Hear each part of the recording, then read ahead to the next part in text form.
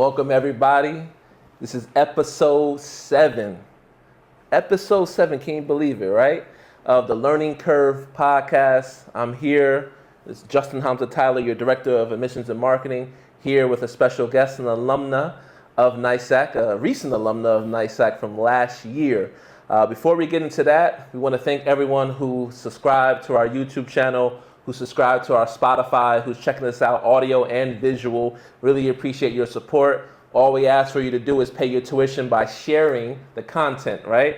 On all platforms. Share it on YouTube, share it on Spotify to anyone who you think would be interested in hearing us. And why not hear from an alumna, her special story about how NAISAK has prepared her. And then we're going to dive into her first year into uni, right? We say college in the US sometimes, but it's actually uni, right, and university.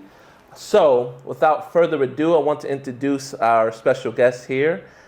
She has a reputation, a good reputation, because I came here last year. I heard a lot of good things about her academically, also as a person, and I came in, I think, May 19th last year. Oh. So it was right before graduation, or right after graduation, maybe, I can't remember, but I remember some of you still on campus at that time.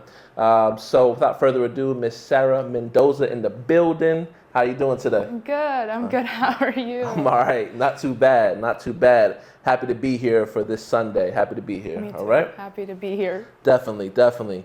So I told her not to be worried. Like, we're gonna have a conversation. You know how we do, guys. You know how we do, but she doesn't know, right? We're gonna have a conversation just to get to know her a little bit as well, and to see what's going on in this neuroscience, right? Yes. You're doing some. I heard something about neuroscience. Got me excited.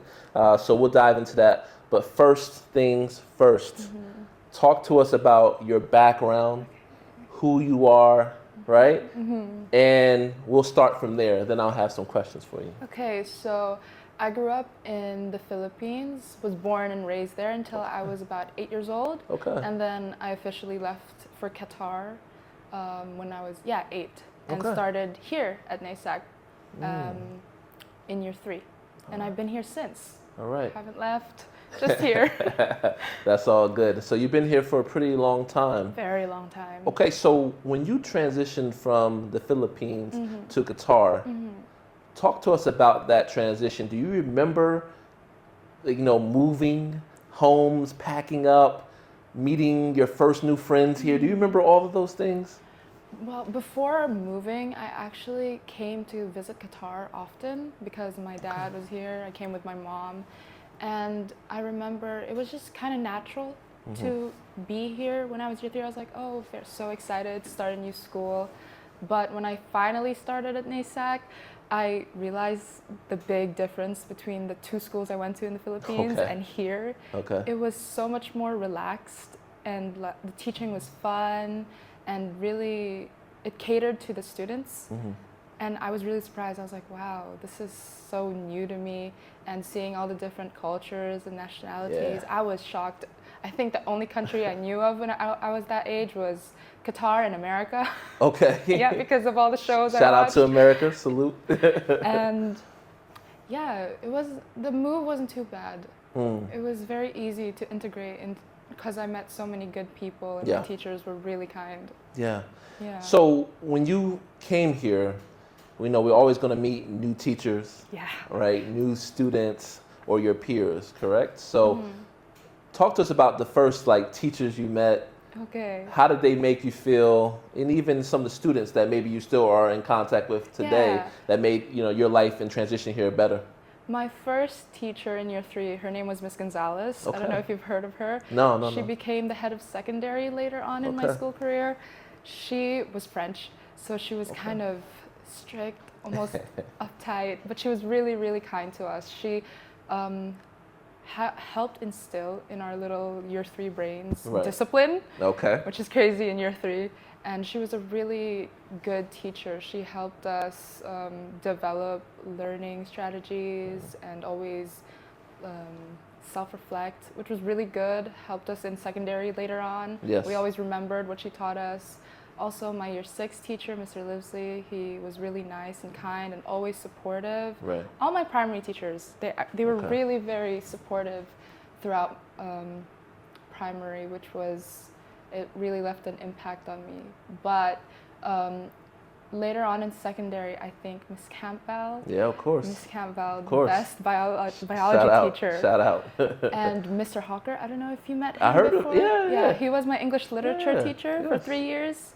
And later on, Miss Smith also came, Okay. part of my English literature course.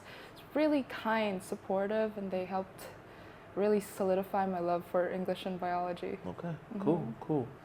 Speaking of science, right? Nice little segue into this question. How did you develop your love for science? Okay. Was it early on at in the Philippines, or was it at NAISAK, or how did it come about? I think growing up here in NAISAK, I loved learning. I loved achieving good grades. Of course. And also my friends were really studious as well. My friends Alicia, Janelle, they loved learning. Yes. And I think I always had a love for every subject. And during year 11 in IGCSEs, I developed a stronger love for biology. One, because I found it easiest out of all the science, and two, because human biology is very, very interesting. Yes. Learning how animals evolved and how we adapt as creatures, it was very interesting to me, and especially in A levels and AS, when we finally had more specific introductions to each topic, like neuroscience, was very interesting. And I think I like learning about different parts and how it all comes together and the bigger picture. Right. Very interesting. So I want to go back to Miss Campbell, Yes. right? Because she has a certain teaching style, and I really like the way that she manages her classroom. Yes. I really have been in her classroom a couple times. Talk to me a little bit about what she did specifically for you in class, or how did she make learning fun or memorable? Miss Campbell was a very, very friendly teacher. At first, she was very intimidating. I think she talked about that. I can see that. But she was very professional, but also friendly. She always told us to do past papers, and even in class, we would do a past paper together. What is past paper? What is Past paper, so IGCSE and A levels, every year there's a different paper for each cohort, and they would keep it, and the present day students would use those past papers to revise, because the mark scheme and the content is usually very similar, and it helps you build answers properly. And every IGCSE and A-level student knows to always use past papers. And Miss Campbell really helped us understand the biology past paper questions and the structure of our answers, helped us not waste time, helped us time manage. And the way she taught was really simple and fun. She helped you understand, and if you didn't know, she would go over it again and again until you understood, and which was really very, very helpful. Yeah. That sounds like her. Yeah, she's a very good teacher. Awesome. She's also really funny. Yeah. Yeah. Yeah. Well, we had her on the podcast in episode 2. I watched that. Yeah. So all right. So because I remember before I really, got to know her, when she sat down, I thought she was really quiet. And like you said, she can be intimidating at first if you don't know her. Then when she got on the pod, I'm like, well, she could talk. Yep, She has a lot to say. She's very articulate, very smart. Yes, she is. Yeah, so that was amazing to see. You never can judge a book by its cover at all. That's a good thing. Okay, so very influential for you. Would you say that she opened doors for you to think about neuroscience, or was that a different motivation or inspiration for you? Kind of yes, kind of no. My ambition to study neuroscience came from different places. Okay. At first, I really, really loved art and English literature because of the stories. I loved Harry Potter. Of course. I mean, of course. Yeah. All right. And when I finally did English literature in IGCSE, Mr. Hawker taught us the different books that we had in our module.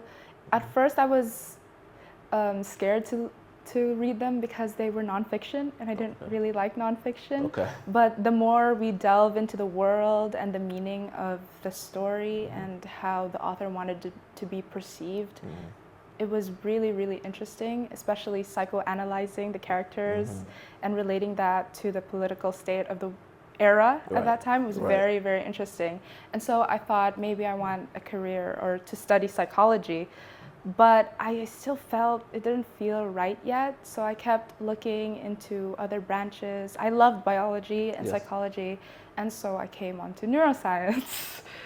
Okay, makes sense. Yeah, it makes sense. So you know how sometimes people have a certain person they look up to. Like if I was a basketball player, I'm like, oh, Kobe Bryant, I want to play like him. Was there a neuroscientist or a neurosurgeon or something in that neuro field where you're like, I like the way that they talk about this subject? Was anyone like that for you? Not particularly. I had a podcast that I loved listening to, especially during quarantine. Shout it out. Andrew Huberman podcast. Okay, shout it out. I think he's a neuroscientist at Stanford. I've heard of his name before. Yes. But when it was quarantine, it was like a struggle for everyone, right? Mental health. I really wanted to understand what was going on in my brain, what's happening. And he was talking about dopamine and time management, and I listened to that podcast and it was really interesting. Wow. He was talking about how the environment really affects how neurochemicals interact in our brain, and that's how we behave, which I found honestly surprising, because little chemicals in my brain making me talk like this, making us interact like this. Facts. Very interesting. Facts. So I continued listening to him, and I decided that maybe I do want a path in neuroscience. And I started looking for more simple lectures that were kind of the fundamentals before I got into the really deep stuff. So MIT, they have lectures. A lot of universities have lectures online. It was, I think, Nancy Kanwisher. She did like kind of a basics of the brain. She talked about her friend who has Alzheimer's, which is also another path in neuroscience that's very interesting. Yep. Interesting. There's so many angles I want to go with because we just had a neurodiversity week podcast by our student council, our primary student council, with Dr. Amanda Veridin as well. So they talked a lot about neurodiversity and what kids could do, you know, to support that, acknowledge that. So that's something else. We'll talk about that in a little bit. I want to go back to the special time in the world, and we'll call it the vid. We'll say the vid. We won't go the whole name, but that time you were a student in secondary during that time, and obviously experienced the ramifications of that time. And you said, you know, maybe on mental health. You talked about the effects on mental health and things like that, and that was actually the impetus of you discovering Andrew Huberman's podcast. Talk to us about that time as a student, how difficult maybe it was, and then how did our teachers or school community, you know, helped you get out of that and transition out of that into more of a positive frame? Yes, when that happened, I was, I think, in the middle of my year 9. Oh, wow, okay. And so I think we were starting year 10 as a batch in... Because if you look at February 2020, that's when things... So where were you at February 2020? I was either in year 9 or year 10. So year 9, year 10, okay. Probably year 10, because I know in year 11, it was like we were back to face-to-face or online. It was half-half. Okay. So at first, we thought it was going to be just a week off school. So you were happy? Yeah. I was like, see you guys next week. I never say that anymore. I was like, oh my gosh, see you guys next week, yay. Yeah. And then the week turned into a year and then 2 years, which was scary. But at the initial start of COVID, they didn't, I think it took a few days for them to email us and tell us that we will start online school, which was really surprising. And I was like, oh, what? We're doing online school. Online school, right? Yeah. It doesn't happen at all. Yeah, not at all, unless you're like homeschooled. So I was like, oh, I'm not going to take this seriously, not really, because when I was a kid, I found picking up lessons really easily. So studying wasn't really a habit I had. It was a small habit, but it wasn't fully developed yet. Right. So in COVID, when they gave us show my homework and gave us homework to do at home, I didn't want to do it. So I had a lot piled up. Okay. I think I did that for a few months until our teachers were like, hey, get on this. We're not going to go back to face-to-face anytime soon. They really encouraged us and told us to get on our feet because we're year 10 and 11 IGCSE. True. Yeah. True. And we heard about the years like above us as well, struggling and having to do their tests online, or was it? I don't even know how they did it at I that think time. they did it inside the gym, but really far apart. Yeah, it's definitely spaced out. Or yeah, I for think sure. the very first they took it from their grades in online school. Ah. So it was a collective. It Okay. wasn't a whole exam board they have to do. Everything they did in online school went into their grade, I see. which was really scary because I didn't do anything in online school. So I was like, oh, I have to get on this. So what made you not believe it? I don't know. I just think I was like, oh, they're going to get a vaccine soon. Technology is advanced. Okay. It's probably just going to last a few months. Yep. And then it didn't last a few months, and that's when I got scared. I was like, okay, I think I need to start studying. I still struggled because it was a pile of work that I didn't do. And so, yeah, being able to contact my teachers and them telling me, okay, this is what you should do, what you can do to catch up, that really helped. Yeah, I can't imagine, what it may have been like as a student because, I remember in my former school, the students were celebrating. Oh. Because they thought, Yeah, we were they're initially. off. Like, Yeah, oh yeah, my yeah. goodness, we did not see this vacation. Yeah. But it's not a vacation. But when it came, I think it was the second week, it started getting real. Yeah, It's like, what? definitely. We're not going back? And the news, all the news. And it hit them that they weren't going to see their friends, Yeah. that they were going to be in the home, Yes. that there's restrictions on traveling, Yes. that maybe I'm not going home this summer, Yes. maybe I'm not going on that great family vacation that we planned. Yeah.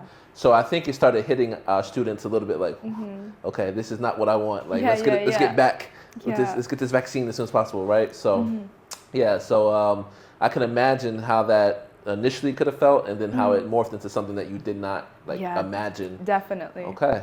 So when did you turn the switch on? And you're like, all right, this is real. Let me activate this. Probably at the end of year 10. Okay. When I when we started Microsoft Teams meetings. Teams, yeah. It hit me. I was like, oh, we're doing this. This is it. And so that's when I was like, okay, I actually need to have a routine. I need to study. And so I think starting year 11, I started having a better routine at home and not just letting work pile up and actually studying for my exams, because it's year 11, IGCSEs, scary times. Absolutely. How did you maybe get support from your friends and family? Did you all come together to study, to revise? What was the process with family and friends in terms of support to get you through that? Because everybody had to come together at some point, right? So my family, we were all just at home, so it was nice being able to spend time with them, cook with them. I actually learned how to bake in quarantine. All right. So that was great. Having them there and them supporting me and reminding me to study was really helpful. And also being with my friends, having internet and Wi-Fi, we were on call a lot. Yes. Especially sometimes during class. Yeah, I'm sure. we would help each other understand it, be like, okay, so this is what she's talking about, which is very, very helpful, because some of them actually took the week off seriously, more seriously than me. Yeah. So they were very, very helpful in telling me and teaching me as well, helping me understand the specification points of our subjects. So yeah. All right. Let's fast forward into happier times. Yeah. All right. As a student here, what did you enjoy doing the most? What was the most enjoyable moments, memories you had as an NAISAK student? I enjoyed my being around my friends. The teachers were amazing. They were good role models. The sports community, I love netball, football, Netball. basketball. Okay, basketball? Yeah. Oh, Philippines. Yeah, Of course. So All right. we had a lot of competitions when I was younger. We Yes. would go out to Doha, DC, all those places, Yes. and compete, which was really fun because I got to go basically on a field trip with my friends and play sports. Yeah. I also loved the opportunities that they gave us, like being able to go to Switzerland International Awards, Oh, okay. which was really fun. So it's 3 levels, I think: bronze, silver, and gold. Mm-hmm. And since we were too young, I think in year 7, they gave us the opportunity to do NAISAK awards. So we Okay. just did it here in Qatar. We hiked, Yeah. we planned our route, we walked. Was that a part of the Duke of Edinburgh? Yes, Award? Duke of Edinburgh. So Yeah, okay. Duke of Edinburgh is the one in the UK. Yeah, I think. international award. Yeah. And so Yes. for here we call it international awards, but Yes. it is Duke of Yes. Edinburgh. So Yes. that was a really fun time for me here. That's cool. And also all the events that we have, International Day. We used to have a Mathletics Day. Mathletics. Mathletics Okay. Day? Or Mathematics Day. Well, same. Same. Right, same. same, right. And literacy, Book Day. Book day, yes. Those were amazing. Who was Those were your really fun. character that you dressed up as? Somebody Harry Potter? I wanted to, but it Okay. was hard to find the costume. I think I dressed up as, Belle. Okay. It was really It's easy. okay. Yeah, I mean, it's okay. It was really it's easy. what you dressed up as. Fine. Yeah. It was really, those were really fun, really great memories with my friends. Yes. Especially International Day where all the food, Yes. we get to have a taste of everyone's culture. Yes. So that was great. So outside of your table in your culture, what other country did you like? I love this food. Oh, Malaysian, Indonesian Okay, food. okay. Amazing. Fair. Arab food in general. Yes. Arabian food. Yes. Amazing. Because I think Malaysian, Indonesian food is kind of similar to our food, so I really liked it. I can see I that. think I got a taste of some Jamaican food as well. Jamaican food? I think so. There was Oh, what a treat. sand. What a treat. There was a lot of African stalls. I think Yes. in my last year, Yes. kind of stopped because, what happened, and then it slowly came back. And French food, well, crepes, really good. Crepes. Yeah. I love food in general. Yeah. Food, I mean, it's universal, right? Yes. Yeah, it does bring people together. That's the truth. All right, cool. So when you graduated last year, and now you're looking at where you are now, 1 year finished, right, in university, did everything go as planned, or were there some detours along the way? It went as planned at the end, Okay. but there Okay. was a struggle with the visa and the UCAS. But Yes. in general, I did know about Middlesex even before year 11 Okay. because my cousin went there. Oh. She's graduating this Monday. Oh, it's okay. It's like tomorrow. Yeah, tomorrow. She's graduating shout out to tomorrow. your cousin. Yeah, she. Mabruk. Yeah. Shout out to your cousin. She's Okay. so I knew about it. So that was always a plan in my head. Go to London to study. I still looked at the other universities like King's and Yep. Queen Mary, but international fees are kind of insane. So I was sticking to Middlesex. I thought about Australia because we kind of have family there too, but again, international fees far. are insane. Very far, and hot. Yeah. Hotter. So by year 12, I think I solidified I'm going to Middlesex. That's my first choice. The one that I really wanted to go to was King's, but that was kind of like a dream school to Okay. go to. Okay. But Middlesex has always been the path I wanted to take, or the university I always wanted to go to, because it was close to my grandma's house, and my cousin went there. Yeah. And they have the course I wanted. Of course. Yeah. It makes sense. Yep. All right. Was it hard to leave the Khor community? Yes. Why? I thought at first it would be easy. I was here actually when I was telling my teachers, oh, I applied for university, I'm waiting for the response. I was like, I'm kind of scared to go to the UK because Qatar is generally very safe, very toned down, quiet community. And I was excited, scared, but when I got there, it was kind of overwhelming because I went there with my family. They also went on vacation there. Okay. Yeah, so when I got there, the first weekend in the UK, we went to Scotland. Nice. Yeah, for a weekend. So Nice. I was kind of tired, jet lagged, tired. So I was still like, okay, I'm in the UK, but am I in the UK? Not yet. Not yet, I don't know. And then it finally hit when my family left and I got to take in my surroundings, university. Yes. I was like, oh yeah, this is different. I'm not home.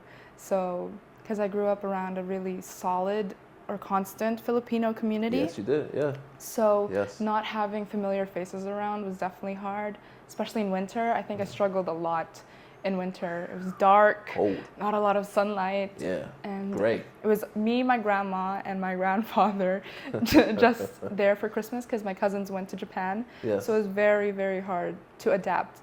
And I think I started getting used to it in January when I started telling myself like, you're gonna be here for a few more years. You gotta get it together. Positive affirmations. Yeah, get it together. But yeah, it was hard, but it was okay. But see, I can imagine that, you know, London's like my second home. You know, so I go there quite often. And so I'm thinking of Khor, and then I'm thinking of London. Yes. It's very different. Vastly different. Very different. Not a lot the speed. of yes. The architecture, the weather, Mm-hmm, the people. I mean, it had to be something to really behold and get yourself together. Like, okay, I have to really figure this out. Yeah. Like, if I want to thrive here. So you definitely have to have those conversations with yourself. Yeah, definitely. Was there a turning point when you said in January, right? Was there a turning point? Did something happen? Yeah. Did someone talk to you? Did someone knock some sense into your head? Did you have an epiphany of sorts walking one day? Like, what happened that was a turning point that got you comfortable in the UK? So by January, my cousin came back. So we and the sun was out more often. Okay, that helps. Yeah, so that helps. we went out more often, and I started meeting new people in uni. Okay. And I started connecting with my mother's coworker has a child who also goes to the UK there, grew up here. Okay. She goes to Kingston? Yeah. Kingston. Yeah. Oh, Kingston. Far down south of London. Yeah. So I contacted her and we were like, we should create a meetup with all the girls who grew up in Qatar and have like a little bonding moment. So we have another friend, a mutual friend. I met her through a student who also came here, and and he moved in after year 12, I think, and I met her through him.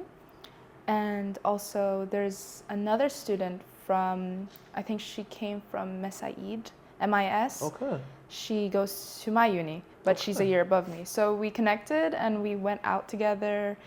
We reminisced about Qatar, what we missed, what we loved, and that was like, I think we can do this together, even though we're like in different parts of like the south of the UK. We were like, we just got to get through it together, and we were like, okay, yeah, this is okay. Everyone's also. It was nice knowing that they were also kind of like missing Qatar, struggling. One of my friends actually was thinking of leaving London because it was also hard for her. The community is very different. In England, it's very like individual. They were like, oh, gotta get it where I gotta go. Welcome to the West. Yeah, so it was very hard for Filipinos like us to be like, since we have such big communities, she wanted to go to the Philippines. But she also had an epiphany during that time, meeting us and talking to us. She was like, oh, I can do this. We just have to learn to be independent and be lonely. Learn to be alone. Yeah, we had to. We were all forced to during the vid. Oh, yeah. You know, we had to figure it out. But I want to go back to something because I really do believe in a person's culture really setting them up for some of the values that they believed in. Yeah. So you being a Filipina, like what type of values did you carry over to the UK that come from your background? Oh, okay. So we're we're a communal group of people. We love community, we love family. It's always instilled in us that family first, and be respectful to your elders, and having self-discipline. Yes. I definitely brought that with me, bring that with me always. It's always like, oh, if you're gonna do something, you have to do this first before you enjoy something, or always keep in mind, be aware of other people, be empathetic, be respectful. So I brought those values with me, which was also strengthened in NAISAK actually. Empathy, respecting cultures. How was it strengthened here? Because it's an international school, you have to learn to adapt to other cultures, other kids, because they also grew up differently from you. Yes. So you have to learn how to interact with them. So my empathy and my view of the world was really broadened in an international school. It was like, oh, it's like this in other places. Oh, this is how they grew up. That's interesting. So that helped. That helped me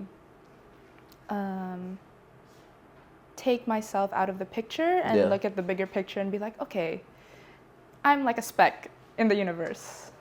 But this world is so small too. Yeah, that's true. It's very small too. It's very small. At the same time. Yeah. It's a weird, it's a weird paradox. Yes. That is a really huge world, but it's also small. Yes. And we talked earlier off camera about how I randomly ran into someone.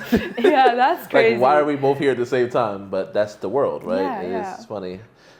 International school, like a lot of people look at the academics, preparing someone for higher education.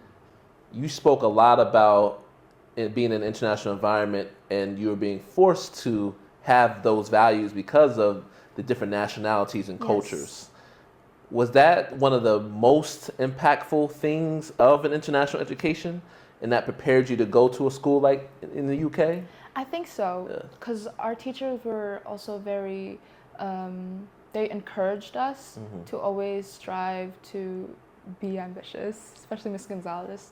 She told us to be ambitious, know what you want, but also think about other people and your whole life. Always look at the bigger picture. So being in an international school, NAISAK really, since there's, it's a British curriculum, but since there's universities these days, they are able to adapt to what you graduated. Yes. Yep. Yes. It was nice knowing that my teachers were very knowledgeable about how to apply to the UK and the universities in the UK. So that really, really helped. I think there was a point in year 13 where I kept asking them, so how was your university life? How was King's? How was living in London like? So that having them and being able to talk to them about their experience was really impactful for me. You know, one thing I love about this school, being a relatively new member now for a little bit over a year, is that, you know, like majority, if not all of our teachers are from the UK. Yeah. Like, you know, some schools, they'll say, oh, we're a UK curriculum school, but then the teachers are not from there, or they don't have a lot of knowledge of the curriculum. But you can come here and everyone is speaking in a different type of British accent. Yeah. They're coming from UK trained, PGC, you know, PGCE, and they're doing masters, bachelors. They come from all walks of life in the UK. Yes. And so I like that as well, because you also have people's knowledge of how I went through university and other contacts they have that can help you. So it's not just someone like Mr. Akram helping you, you know, go through, or Miss Stein. It's actually the other teachers can give their knowledge and say, hey, this is how you do UCAS system, this is how you do this. And so that's one of the things I really, really appreciate in this school that I don't know if everyone can see on the website. It's like literally all of our teachers are UK trained or from the UK. Like, so very, very useful. Yeah, it's super useful, very useful. Let's jump now into Middlesex and your experience there. Why neuroscience? Who in their right mind would go into neuroscience as a major? Because it's very difficult. So talk to me about why you chose that and what you intend to do with that after you Okay. finish, inshallah, from your degree program.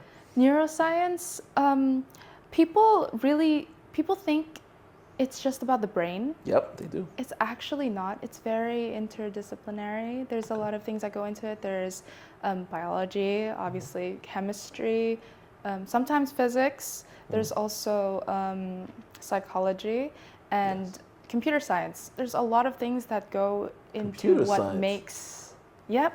what makes neuroscience. Okay. So it's a very broad course. You can branch off to different things. Every time I research about it, you can go into pharmacology, neuropharmacology specifically, AI, biotechnology, pharmaceuticals. There's a lot of things you can do with neuroscience. So what got me into it? Yeah. Big question. Big question. As I said about the podcasts and looking into what course I wanted to do, the more I researched about it, the more I actually really liked it, and the more I wanted to be part of this branch of biology.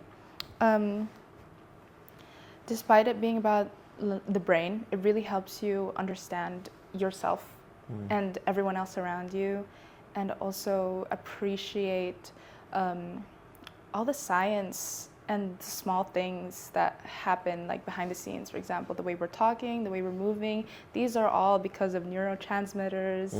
It was really crazy to me. It's like, this is because an action potential was reached. So. And the way I move my hands is because I'm from New Jersey. Oh. I'm a handsy person when I talk, so, but yeah, I'm just being funny, but yeah, go ahead. Oh no. But yeah, that was really interesting to me. It was like small things lead to really big things. And the fact that neuroscience is still a growing field, there's so many things to learn about it and so many things we still don't know. And I also was interested in neurodevelopmental disorders like ADHD and autism, how just because there's a difference in neurochemicals, somebody acts a certain way or performs a certain way, but also diseases like Alzheimer's, neurodegenerative. Yes. They're very interesting because there's no cure for them, not really, just therapies, which I found kind of sad. So I wanted to, kind of be part or find a way to help or make an impact in that kind of area. Yeah. So even if I don't pursue medicine, technology, pharmacy, I want to be able to find a way to help these diseases or help people find relief in their everyday life. That was also part of my UCAS. Yeah. Because it's a lot of myths out there and a lot of bro science about this is why this happens and we need more information. Now, are you looking to be more on the research side or more on the doctor side of like a surgeon, or what's the process for you right now? What do you think you see your outcome as? That's actually what I've been trying to do while I'm here. And like during the summer, I'm trying to figure out where I want to branch off to in my second year and third year. Because I could go into medicine, but that's another 4-year study. Or I definitely want to pursue postgraduate studies. But there are a lot of branches I could go to. As I've said, biotechnology, that's really interesting. Why is it interesting for you? Because machines they really help us get inside the brain. There's a job, I think it's called INOM. I forgot what it stands for, but it's basically somebody using a machine to make sure your brain is still okay during surgery, like everything is still in balance. So technology is very important in surgery these days, and being able to heal people through procedures. So that's very interesting. I want to kind of be part of developing more technologies to help Okay.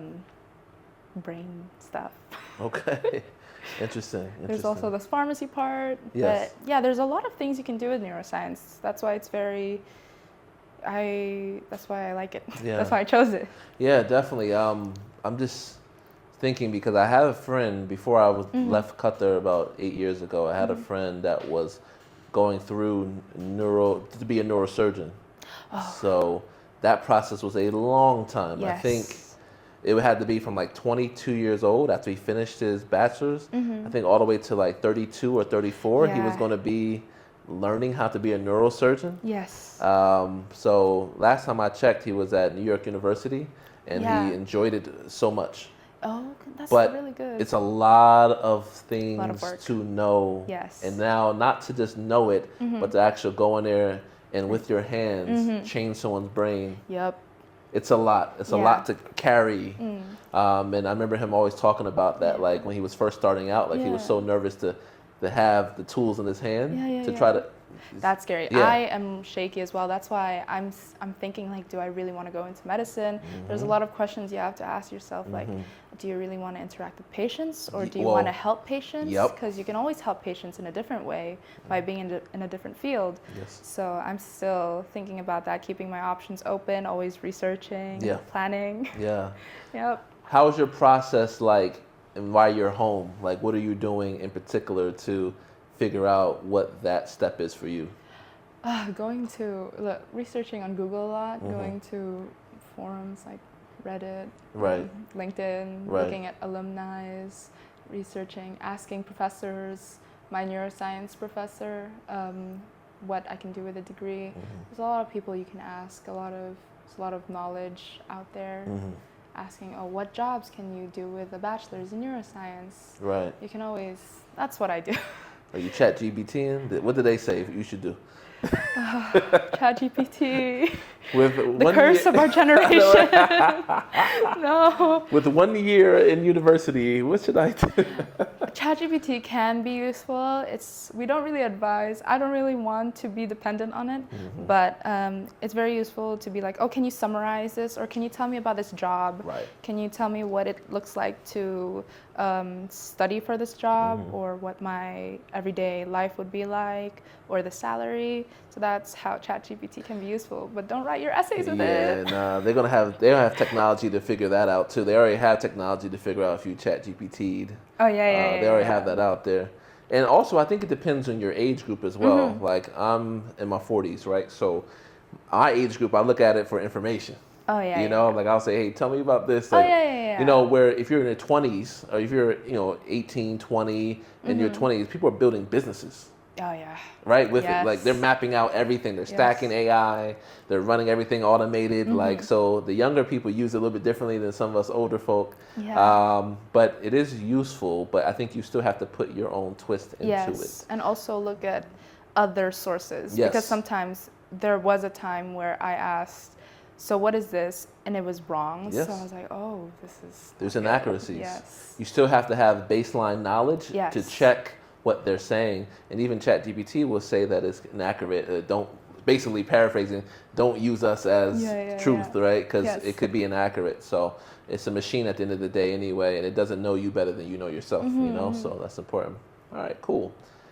All right, so what is your typical day like in university? When you wake up, class, you hang out with friends, like what's going on with a typical day for university? So our schedule in Middlesex, it's very relaxed. Okay. Yeah.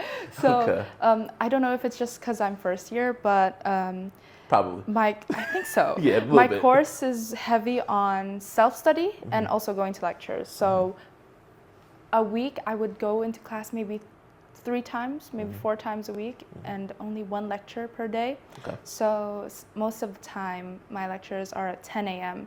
And since I'm 40 minutes away and London transportation is not to be trusted, I wake up always 4 hours earlier. Wow. Yeah. So I wake up for a 10 a.m. class, I wake up at 5 a.m. That is a tip for life. You're late if you're on time.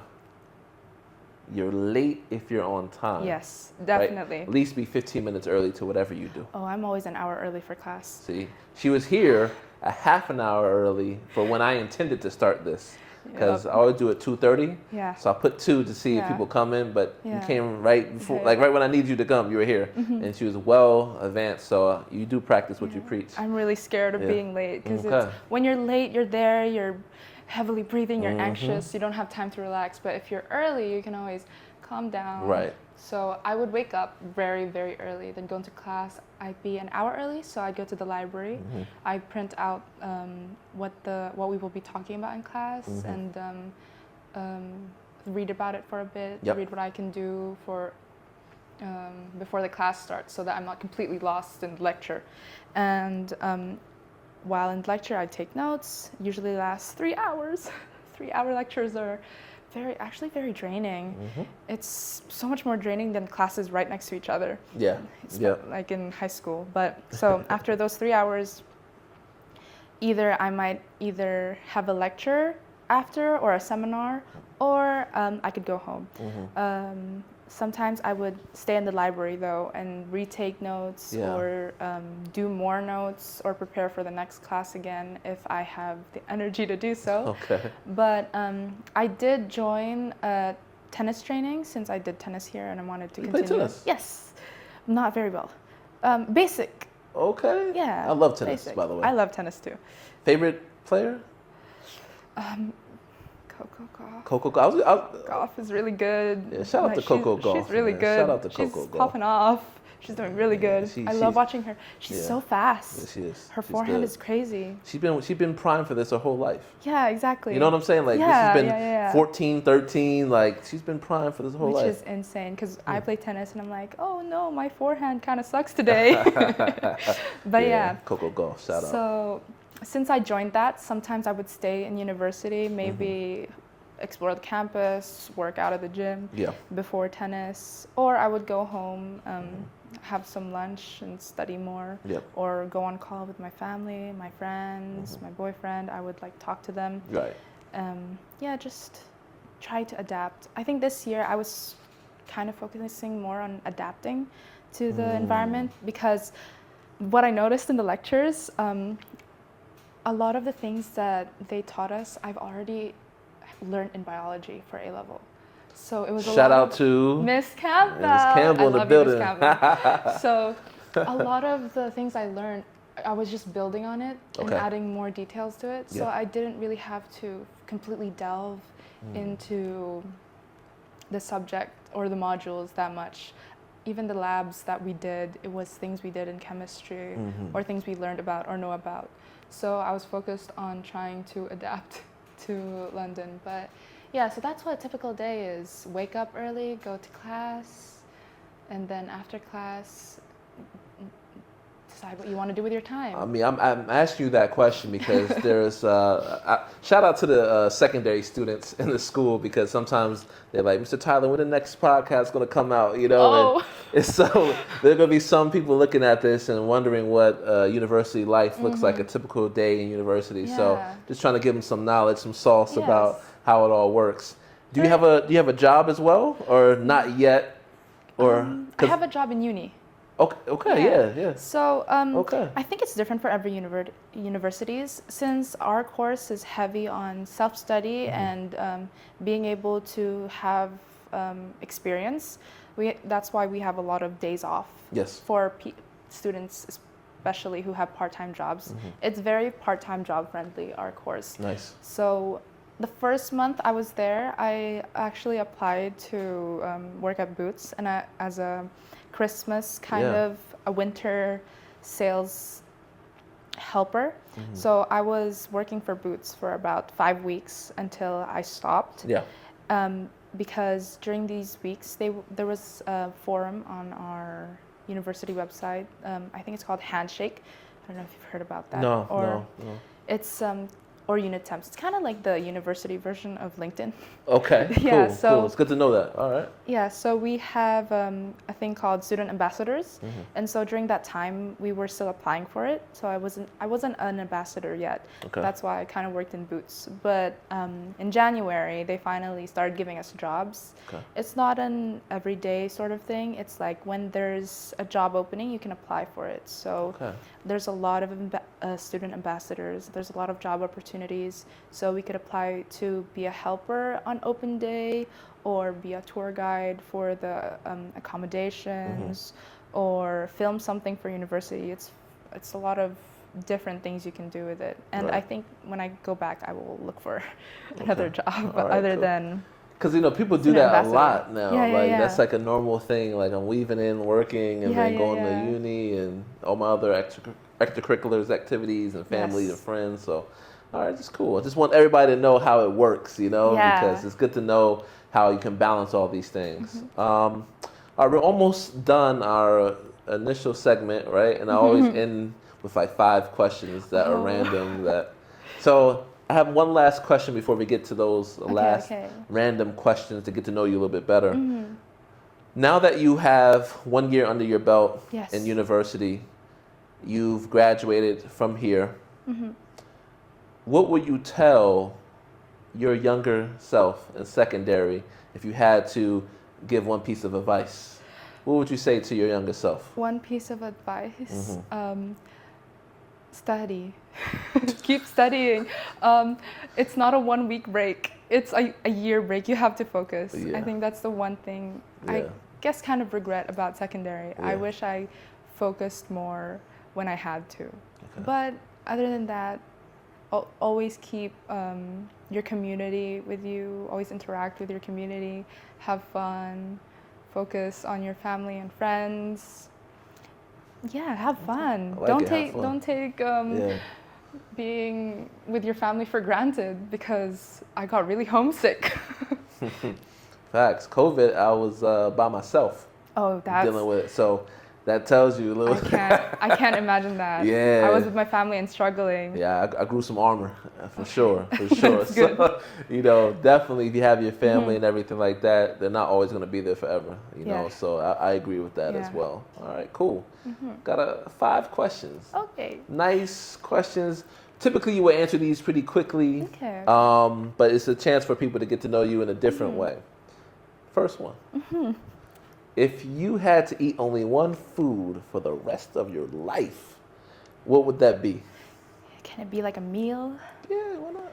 Chicken and rice. Okay. So It's a staple. versatile. It's easy. So yeah. versatile. I love chicken and rice. Okay. Because it's a very big thing in our culture. So yeah. Spicy chicken, not spicy. Spicy. Spicy, I crave barbecue, spicy. you know? Yeah. Okay. You can spicy. do so much with chicken. Okay. Yeah, it's true. Very versatile. All right, I like that. I agree with that. Number 2. Speaking of jobs, right? We talked about jobs. What job would you be terrible at? Absolutely horrible at. Honestly, I don't believe somebody could be horrible at a job, especially if you have. I've seen some horrible people. Maybe. But if you really want to be good at your job Okay. and you're self-disciplined, I believe that I can be okay at a job if I really wanted to. I see what you're saying. Okay. Yeah. Yeah, I see what you're saying. Yeah, there are some people who are really bad, but it's like, that's because maybe they're just forcing themselves. Yeah. But I guess a salesperson. Salesperson? I'm so scared of talking to people and talking to them to advertise. Yes. That it feels very not human. Yeah. There's an art to it. There's an an I don't art think to I it. have the talent for Yeah, that. there's art to it because some people can be talking to someone and not even know they're being sold into something. Yeah. But there's an art to it for sure. Okay, cool, fair enough. Couple more. If you could be instantly fluent in another language, which one and why? There's actually 2 that I'm always thinking about. All right. Chinese and Arabic. They're True. very influential languages these days. True. And very hard and beautiful as well. Yes. So it would be nice to either know Chinese or Arabic. Yeah. Yeah. Did you pick up any Arabic while you were a student here? Oh. Because we have a lot of students who speak Arabic here. A lot. I took French Okay. as a language instead of Okay. Arabic. Miss probably Celine? just the numbers. Yeah, Was it- Celine. Yeah, Miss Celine. Yeah, Miss Yeah, Celine. the Shout out to goat. Miss Celine. Yeah. Numbers. Thank you. Yeah. I'm no better, by the way. Yeah. I'm not.